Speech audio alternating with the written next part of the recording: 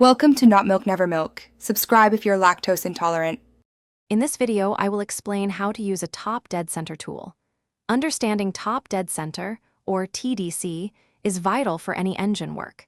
It's the exact moment a piston reaches its highest point in the cylinder during its compression stroke. Achieving precise TDC is essential for correct engine timing, ignition, and valve train synchronization, ensuring your engine runs efficiently. While there are several methods, using a piston stop tool offers the most accurate results. Before we begin, safety is paramount. First, disconnect your vehicle's battery by removing the negative cable.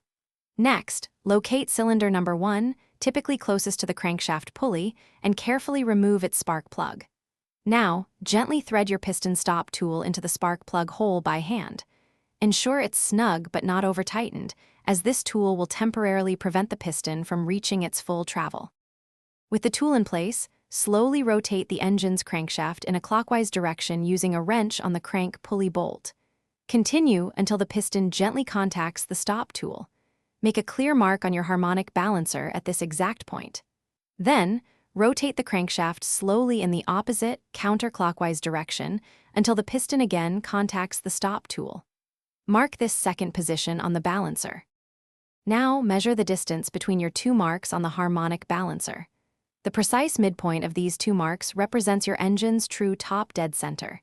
It's a good practice to permanently mark this spot, perhaps with a chisel or punch, for easy reference in the future. Finally, carefully remove the piston stop tool, reinstall the spark plug, and reconnect your battery cable. You've successfully found true TDC. Thanks for watching. If this was helpful, leave a like and consider subscribing. See you next time.